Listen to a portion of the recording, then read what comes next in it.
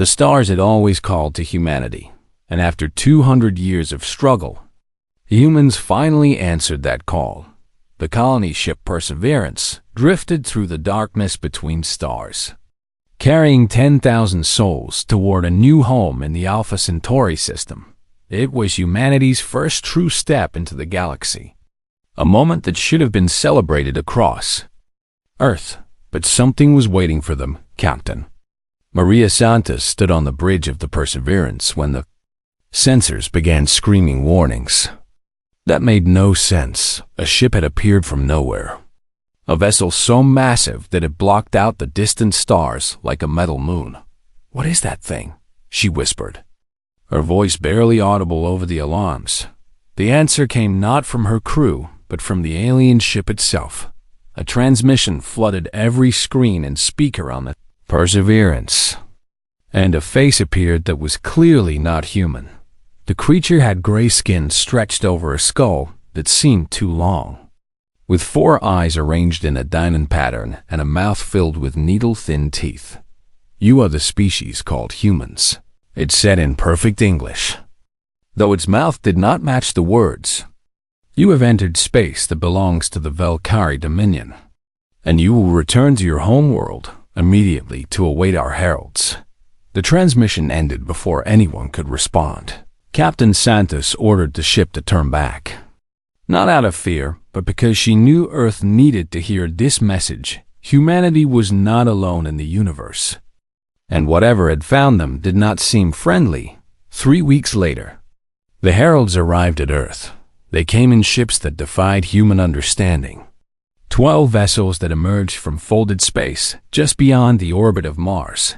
Each ship was the size of a small moon, covered in weapons that glowed with energy. Humans could not identify. The largest ship moved toward Earth while the others took positions around the solar system like hunters surrounding wounded prey. Ambassador Korathvel transported down to the United Nations building in New York City with an escort of 20 warriors. The warriors stood 8 feet tall, covered in armor that seemed to absorb light itself, and they carried weapons that hummed with barely contained power. Korathvel was smaller than his guards, but somehow more terrifying. He moved with the confidence of a creature that had never known defeat, and his 4 eyes scanned the human delegates with something that looked like bored contempt. "I am Harold Korathvel of the Valkyrie Dominion," he announced to the gathered leaders of Earth. "For 11,000 of your years, we have ruled this region of the galaxy, and in that time, 347 species have accepted our protection." He placed a device on the table that projected symbols and images into the air above it. "This is the Treaty of Submission, a document that has brought peace and order to countless worlds. And today, we offer you the honor of adding your species to its signatories." Secretary General Amara Osei leaned forward in her chair and asked the question everyone was thinking. "What exactly does this treaty require of us?" Korathvel's mouth stretched into something that might have been a smile on a human face, but looked more like a predator baring its teeth. "The terms are simple and generous," he said. "You will surrender all claims to territory beyond your home star system. You will provide annual tribute in rare minerals and biological resources. You will submit your military vessels and weapons for integration into our peacekeeping forces. And you will accept Valkyrie oversight of your government to ensure compliance." The room fell silent as the leaders of Earth absorbed what they were hearing. President Chen of the Asian Federation spoke first, his voice carefully controlled despite the anger in his eyes. "And if we refuse these terms," Korathvel waved one of his long-fingered hands dismissively, "no species has ever refused, and none ever will, because the alternative to acceptance is extinction. And we have found that most intelligent beings prefer survival over pride." He gestured toward the window, where the distant lights of the Valkyrie fleet were visible even in the daylight sky. "Those ships have ended civilizations older and more powerful than yours, and they will remain in your system until you make the correct choice. You have 30 of your planetary rotations to consider our offer. He continued, we suggest you use this time to explain to your people why submission is preferable to death. The herald and his guards transported back to their ship without waiting for a response, leaving the leaders of Earth sitting in stunned silence. Within hours, the news had spread across the planet, and humanity reacted the way it always did when faced with an impossible situation. Some people panicked and others prayed. Some demanded immediate surrender and others called for resistance. And governments struggled to maintain order as the reality of the situation sank in fleet. Admiral Chen Wei watched the chaos from his office in the orbital defense station above Earth. He was an old man who had spent his entire life preparing for wars that never came. And now the greatest war in human history was staring him in the face. His aide, Lieutenant Park, stood beside him as they watched the Valkyrie fleet on the long-range sensors. Sir, our analysts have finished their preliminary assessment of the alien vessels. Wei turned to face him with eyebrows raised in question. Their shields appear to be designed for energy-based weapons. Likely because that is what most spacefaring species use, Park explained. Their armor is incredibly dense, but shows heat dispersion patterns that suggest vulnerability to sustained kinetic impacts. And their formation indicates they are not expecting any serious resistance. Wei nodded slowly as a plan began forming in his mind. They think we are already beaten, he said quietly. They have done this so many times that they cannot imagine anyone fighting back. He turned to look at Earth, hanging in the blackness of space. Blue and green and beautiful, home to 8 billion people who were being told to kneel. Get me a secure line to every military commander on the planet, he ordered. And find me every scientist who has ever worked on weapons development, propulsion theory, or energy manipulation. Park looked confused but nodded and moved to follow the order. Sir, may I ask what you are planning? Admiral Wei smiled. And it was not a kind smile. The Valkyrie have given us 30 days to surrender. But they have made a mistake that every bully makes eventually. He pointed at the alien fleet on the screen. They have shown us exactly what we need to defeat. And they have given us time to prepare. And they have assumed that fear will make us weak when it has always made us dangerous. Humanity does not surrender. Lieutenant, we never have, and we never will. And these aliens are about to learn that lesson in the hardest way possible. The clock was ticking, and humanity had work to do. The United Earth Council met in emergency session for 18 hours straight as the fate of humanity hung in the balance.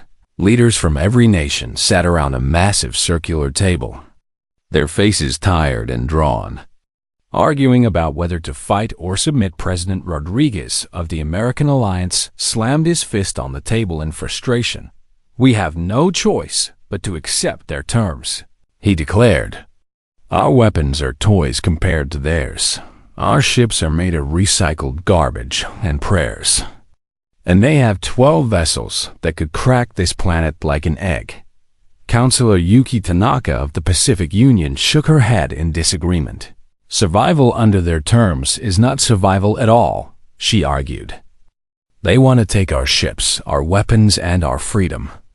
And in one generation, our children will be slaves who do not even remember what it meant to be free.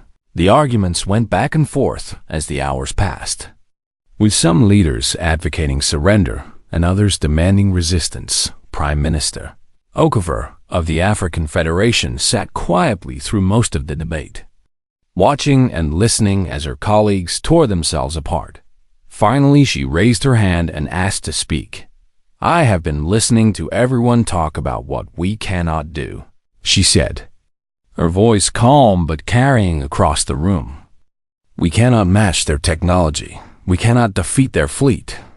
We cannot win this war.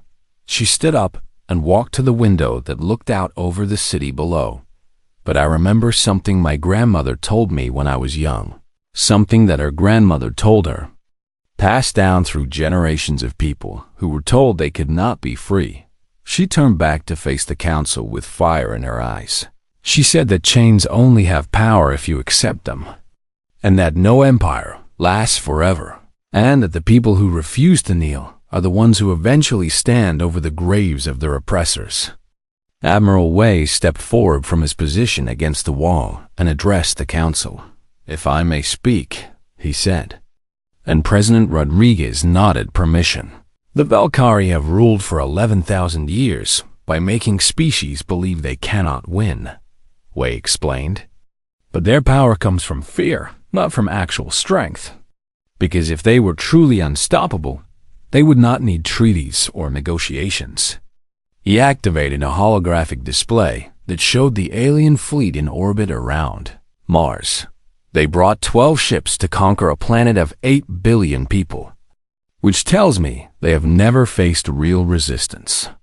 And their formation shows arrogance rather than caution, which tells me they expect us to surrender without a fight. Councilor Tanaka leaned forward with interest. "What exactly are you proposing?"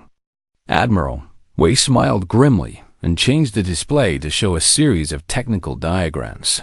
"For 70 years, humanity has been developing weapons and technologies that we never built because we had no reason to. Faster-than-light theories that stayed theoretical because we had nowhere to go. Energy weapons that seemed too destructive for use against other humans. And defensive systems that were considered too expensive for peacetime." He looked around the room at the gathered leaders.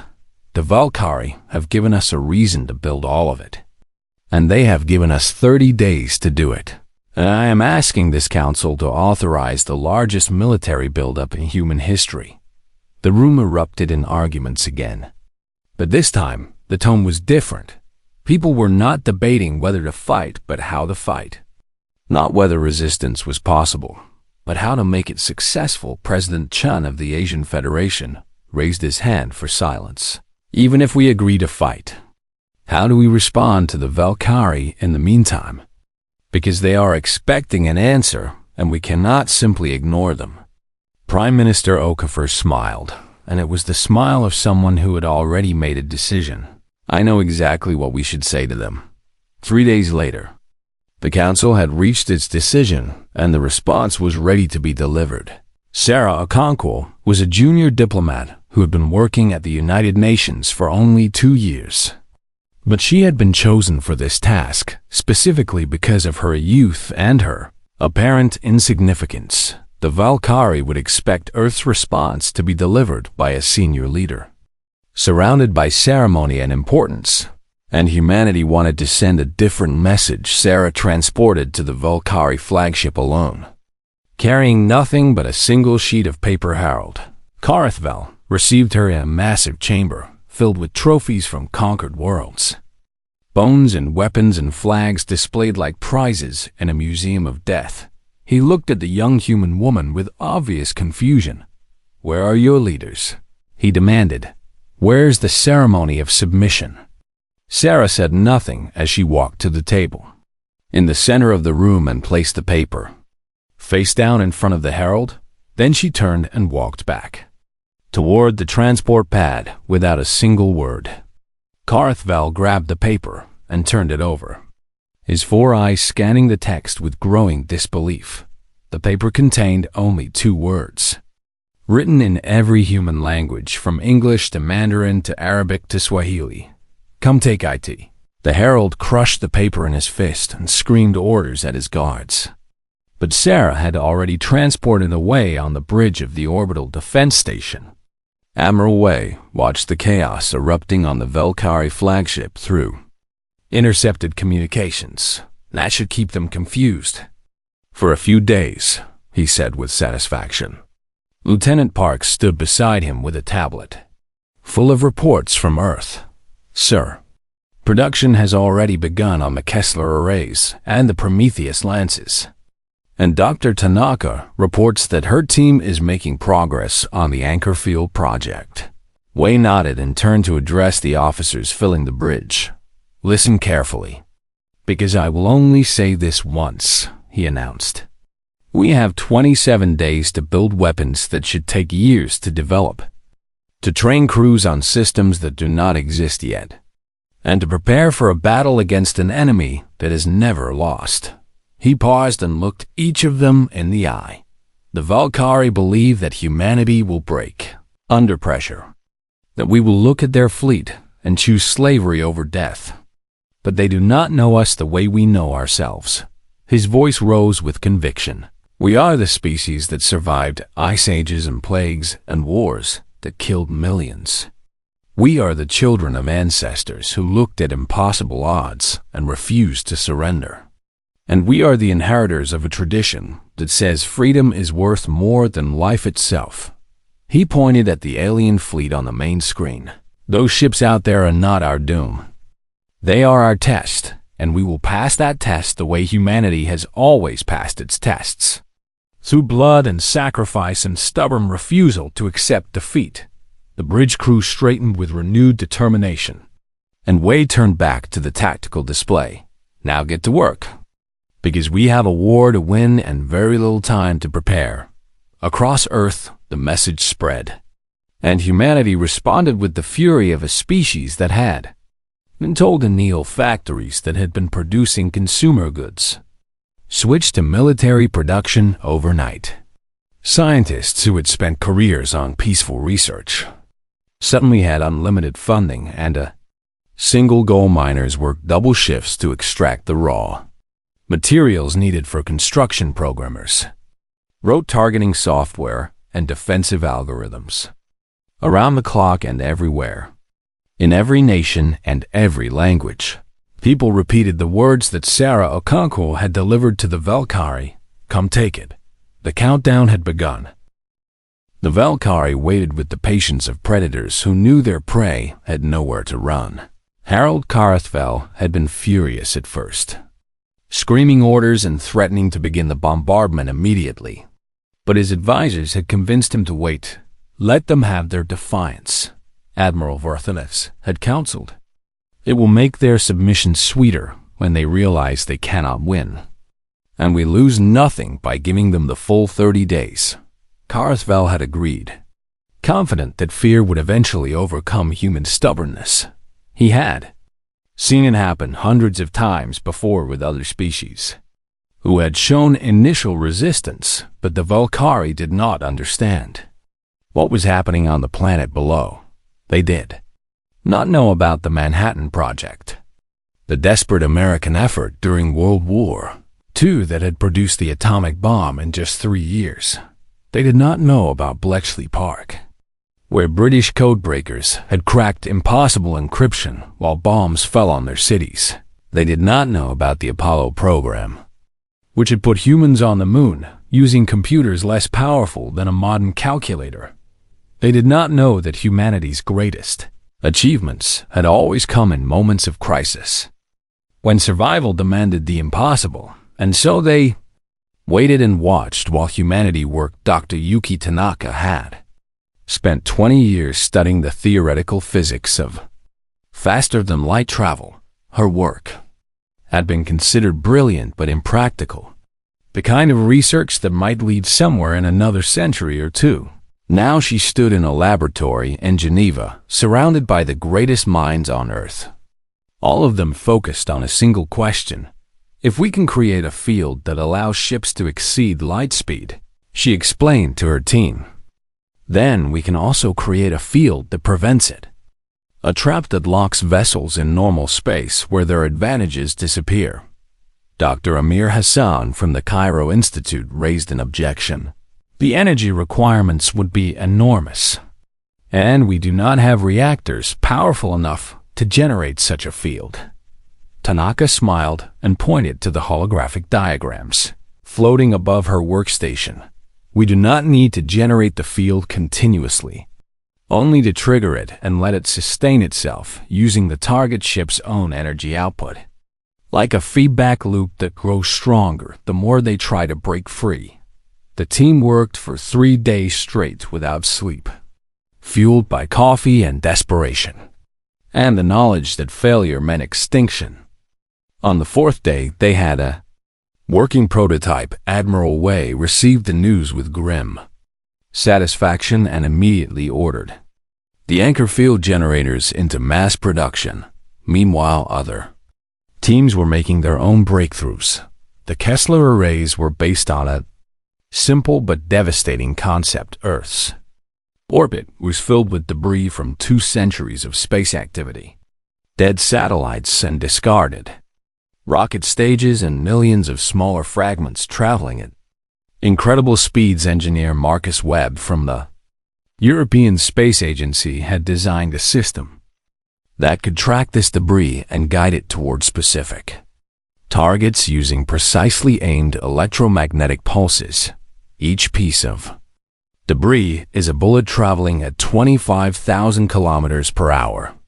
Webb explained to the military commanders, and there are millions of them, enough to overwhelm any shield system ever designed. The first Kessler array was operational within 2 weeks.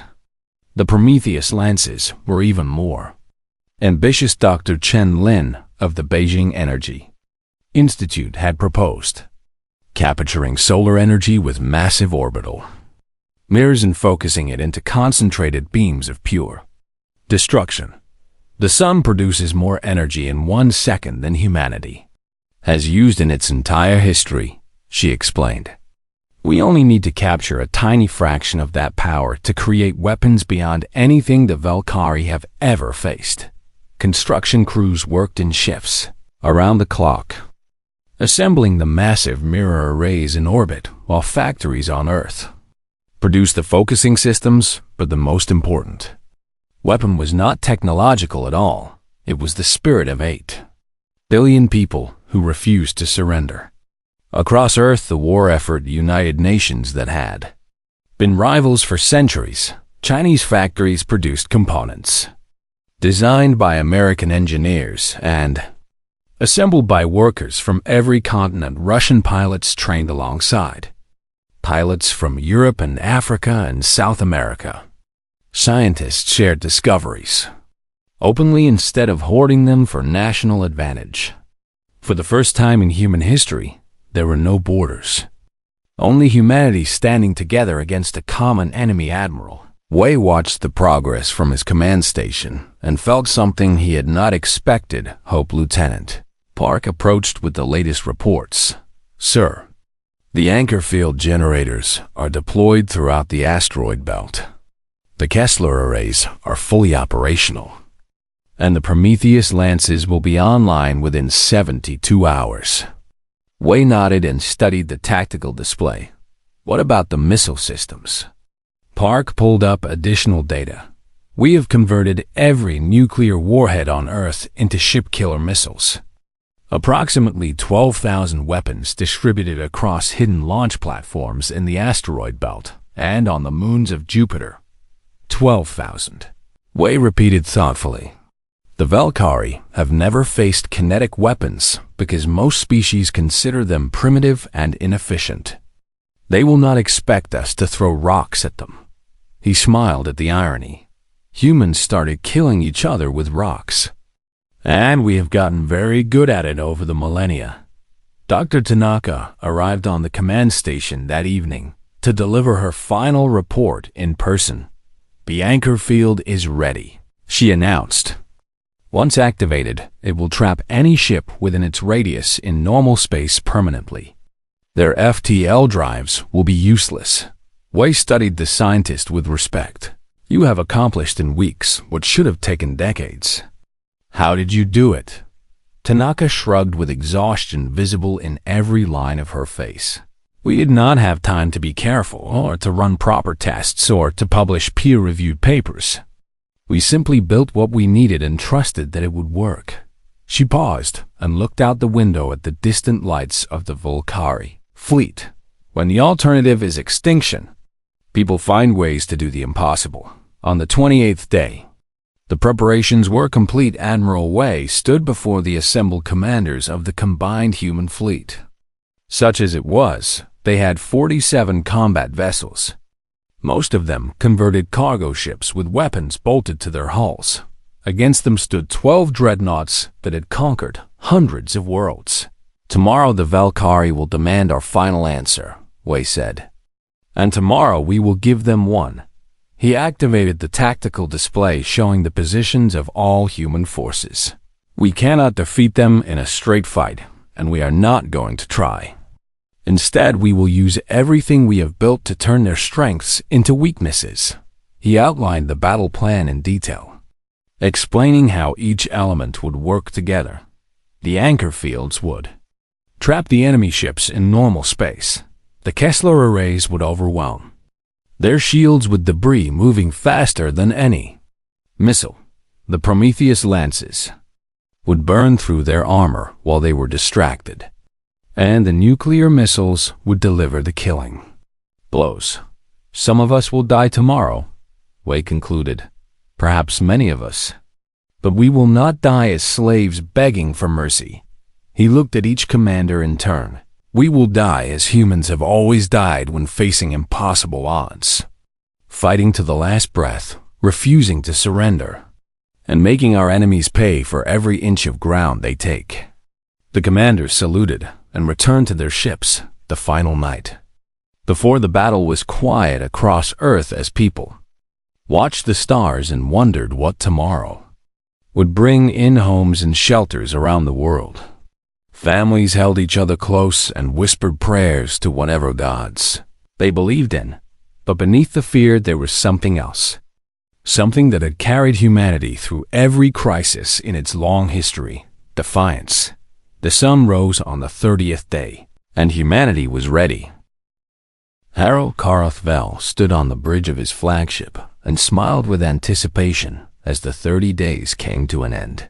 He had watched the humans scramble across their solar system, building things and moving ships and clearly preparing for resistance. It amused him the way a predator might be amused by prey that did not know it was already dead. Signal the fleet, he ordered his communications officer. Begin the advance toward Earth and prepare bombardment protocols for their major population centers. Admiral Verthax approached with a tablet showing sensor readings. Harold, we are detecting unusual energy signatures throughout the asteroid belt, and there appears to be significant activity near the outer planets. Karthvel dismissed the concern with a wave of his hand. Primitive species always try to hide before the end. It changes nothing. We will destroy their military assets first, and then burn their cities until they beg for the treaty they rejected. The 12 dreadnoughts began moving toward Earth in a formation that had conquered 300 worlds. They moved with arrogant slowness, making no attempt to hide or maneuver, because they had never needed to fear anything in this galaxy. The first ship crossed into the asteroid belt and triggered an anchor field. Captain Zexthul felt his ship shudder as every system connected to the FTL drive suddenly went dead. Report, he demanded. What is happening to my ship?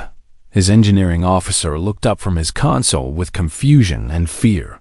The drive is locked somehow. We cannot engage FTL. Something is creating a field that prevents any faster-than-light activity. Before Zexthul could respond, the proximity alarms began screaming on the bridge of the human command station. Admiral Wei watched the sensor display with cold satisfaction. First anchor field successful, Lieutenant Park reported. Enemy vessel is trapped in normal space. Wei nodded and opened the channel to all human forces. All units, execute attack pattern Alpha. Fire everything at the trapped ship. The humans had hidden missile platforms throughout the asteroid belt, disguised as rocks and space debris. Now they revealed themselves, and 1,200 nuclear missiles launched toward the immobilized dreadnought.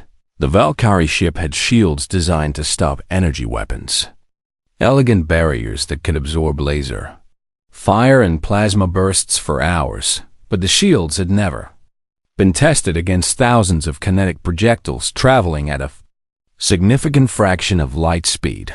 The first missiles struck the shields and exploded, their nuclear warheads releasing energy that the barriers absorbed easily. But the debris from those explosions continued forward, joining the cloud of fragments from subsequent detonations.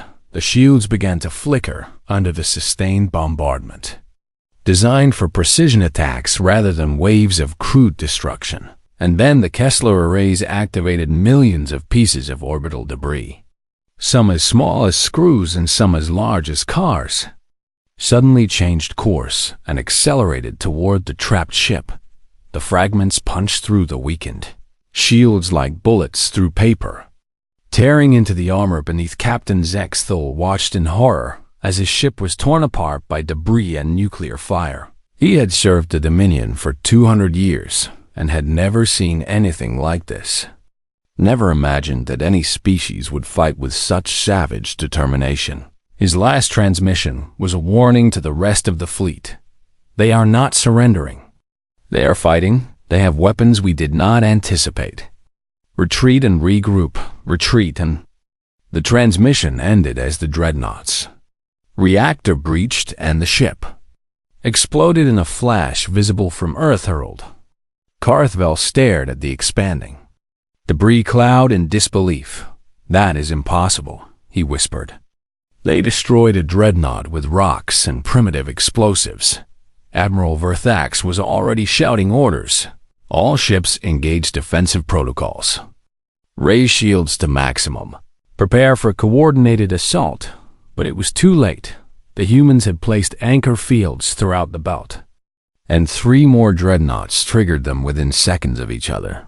Each trapped ship immediately came under attack from every direction.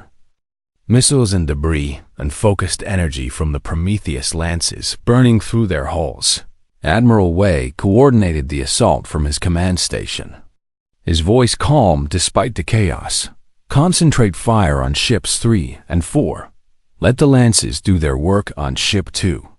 And prepare the second wave of missiles for ship 1. Lieutenant Park looked up from her console with excitement in her voice. "Sir." 4 enemy ships destroyed, 2 more taking heavy damage on the Valkyrie flagship. Harold Carthvel finally understood that he was not fighting scared prey. He was fighting predators. "Order the fleet to retreat," he commanded, his voice hollow with shock. "Fall back to the outer system and regroup." The remaining ships tried to run, but anchor fields had been placed along their escape routes as well. 2 more dreadnoughts were trapped and destroyed before they could reach safety. The battle lasted 6 hours when it was over. 9 Valkyrie dreadnoughts had been reduced to expanding clouds of debris. 3 had managed to escape. Their commanders, too panicked to do anything but run, Admiral Wei watched them flee and opened a channel that he knew they would intercept. "This message is for the survivors of the Valkyrie fleet and for anyone else who might be listening." His voice was steady and cold as he delivered humanity's verdict. 30 days ago, you came to our home and demanded our surrender. You told us to kneel or die, and you expected us to break under the weight of your threats." He paused and looked at the wreckage of 9 dreadnoughts scattered across the solar system. "You were wrong. Humanity does not kneel. We never have and we never will. Not to kings or emperors or gods. And certainly not to aliens who think they can take our future." His voice rose with righteous anger. "Go back to your masters and tell them what happened here today. Tell them that Earth is not a world that can be conquered. Tell them that humans are not a species that surrenders." He leaned forward and spoke his final words with deliberate clarity. "And tell them that if they ever return to our system, we will not stop at defense. We will follow them home. We will find every world they call theirs, and we will make them understand what it means to threaten humanity. We do not negotiate with those who demand our submission. We end them." The transmission ended, and the surviving Valkyrie ships fled into the darkness between stars on Earth. 8 billion people watched the battle's conclusion on screens and projections, and a sound rose from every city and village on the planet. It was the sound of humanity cheering, crying, celebrating a victory that should have been impossible. Admiral Wei sat down heavily in his command chair as the tension finally released. Lieutenant Park approached with tears streaming down her face. "Sir, we did it. We actually did it." Wei nodded slowly, exhaustion finally catching up with him. "We did. But this is not the end. The Valkyrie will return with more ships, and other species will hear what happened here today. He looked out at the stars that had always called to humanity. The galaxy is going to learn that there is a new power among the stars, and nothing will ever be the same. The Battle of Sol was over. The war for humanity's future had just begun. The news of the Battle of Sol spread across the galaxy faster than light itself. Traders carried it from station to station. Refugees whispered it in hidden corners. And the Valkyries' own panicked communications broadcast it to every species they had conquered. A young civilization had destroyed 9 dreadnoughts. A species that had been spacefaring for barely a century had driven off the heralds. A single world had looked at the galaxy's greatest power and said no on the Valkyrie homeworld. The High Council convened an emergency session for the first time in 3,000 years. Grand Arbiter Kelvath listened to the reports from the surviving commanders with growing horror. You are telling me that 3 ships fled from a species that does not even have proper energy weapons, he demanded. Harold Corithvel stood before the council in shame, his once proud bearing broken by defeat. They use kinetic projectiles and nuclear explosives, weapons we considered obsolete for millennia, but they deployed them in ways we had never seen. He activated a recording of the battle, showing the anchor fields, trapping ships, and the waves of missiles and debris, overwhelming shields designed for civilized warfare. They fight without honor or elegance. They do not seek to disable or capture.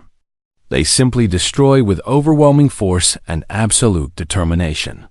Admiral Varthax, one of the 3 survivors, stepped forward to add his assessment. The humans are not like other species we have encountered. They did not try to negotiate or bargain once the battle began. They did not offer terms or ask for mercy. They simply attacked until we were destroyed or fled. Grand Arbiter Kelvoth sat in silence for a long moment. Send 100 ships, he finally ordered. Enough to crush this insolent species and remind the galaxy why the Dominion rules. But even as he gave the order, reports were arriving from across their territory. Species that had been docile for centuries were suddenly asking questions if humans could resist. Why could they not do the same? The first rebellion began on Korath 7, where a species called the Thren had been serving the Dominion for 4,000 years. They seized the weapons depot and broadcast a message to the other client species. The humans have shown us that the Valkyrie can be beaten. They have shown us that resistance is possible, and we will no longer bow to masters who can bleed. Within a month, there were uprisings on a dozen worlds.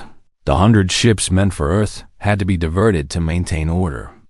And even then, it was not enough. The Dominion was fracturing on Earth. Humanity did not wait for the Valkyrie to return. Colony ships launched toward Alpha Centauri, Tau Ceti, and Epsilon Eridani, each one carrying weapons and factories and the same defiant spirit that had won the Battle of Sol. Admiral Wei oversaw the expansion from his new posting as Supreme Commander of Human Forces. We need to spread out, he explained to the United Earth Council. If we stay concentrated in one system, we remain vulnerable. But if we colonize multiple worlds, we become impossible to destroy. The Council agreed unanimously.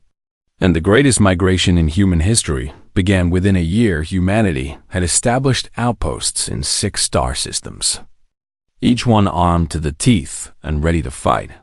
And then the messages began arriving from other species. Sarah Alconquo, now promoted to Chief Ambassador, received a first transmission from a species called the Kovani. We watched your battle against the Valkyrie, the Kovani leader said through a translator. We watched you refuse to surrender when any rational species would have submitted. And we want to know how you did it. Sarah smiled and invited them to Earth for discussions. The Kovani were the first But they were not the last species that had suffered under the dominion for thousands of years, sent representatives to meet with humanity. They wanted to know how to build anchor fields and Kessler arrays, how to organize resistance movements, and most importantly, how to find the courage to fight. Sarah held the first meeting of what would become the Terran Alliance in a conference room overlooking the Atlantic Ocean. Representatives from 12 species sat around a table that had been built to accommodate their different body types, and Sarah stood at the head of the room to address them. "You want to know our secret," she said. "You want to know how we defeated the Heralds when no one else ever has?" The representatives leaned forward with anticipation. "The answer is simple, but not easy to hear." She poured herself a cup of tea. "A human ritual that the aliens found strange, but charming. Every species in this galaxy learned to survive by submitting to something larger than themselves. Your ancestors looked at the Valkyrie and decided that survival was more important than freedom." She took a sip of her tea and continued, "Humans never learned that lesson. Every king and emperor and tyrant who ever demanded our obedience was eventually torn down. Every system of control was eventually overthrown. Every chain was eventually broken." She set down her cup and looked at each representative in turn. "We did not defeat the Valkyrie because we had better weapons or smarter tactics. We defeated them because we refused to accept that defeat was inevitable." The Kovani representative raised a manipulator arm in question. "But how do we learn to think that way after thousands of years of submission?" Sarah smiled warmly. "You do not learn it, you choose it. You look at your chains and decide that you would rather die fighting than live kneeling. And once you make that choice, the rest follows naturally." The first Terran Alliance treaty was signed that day. Within a decade, the Alliance had grown to include over 200 species, all of them united by a single principle: no one would be forced to kneel again. The Valkyrie Dominion retreated to their core systems. Surrounded by former subjects who no longer feared them, they watched humanity expand across the galaxy, watched the Alliance grow stronger every year, and they understood a terrible truth. They had not simply lost a battle or even a war, they had woken something that would never stop. Grand Arbiter Kelvoth died knowing that the empire his ancestors had built over 11,000 years was crumbling, brought down by a single species that should have been easy to conquer. His last words were recorded and would be studied by historians for centuries. "We asked them to surrender and they refused. We threatened them with extinction and they defied us. We brought our greatest weapons against them and they turned our strength into weakness." He coughed and struggled to continue. "We thought we were teaching them the natural order of the galaxy, but they taught us something instead." His final breath carried his final words. "They taught us that some species cannot be conquered. And we were fools to try 100 years after the Battle of Seoul." Ambassador Sarah Okonkwu's granddaughter stood on the observation deck of Humanity Station, the largest structure ever built by human hands. She looked out at the thousands of ships from hundreds of species, all of them flying under the banner of the Terran Alliance. A young Kovani diplomat stood beside her, marveling at the view. "Your grandmother changed everything," the Kovani said. "She showed the galaxy that freedom was possible." The young woman smiled and thought of the story she had been told since childhood. She always said that she just delivered a message. 2 words that humanity had been saying since the beginning of our history. She turned to face the stars that humanity had claimed as their own. "Come take it." The Kovani tilted their head in confusion. "I do not understand what that means." The woman laughed and put a hand on the alien's shoulder. "It means that humanity does not surrender. Not to nature or disease or war, not to kings or empires or gods, and not to anyone who thinks they can take what is ours." She pointed at the vast fleet assembled around the station. "All of this exists because one species refused to kneel. And now the galaxy will never be the same." The stars stretched out before them, Infinite and full of possibility, humanity had not just ended the negotiations. They had ended an era, and a new age had begun the end.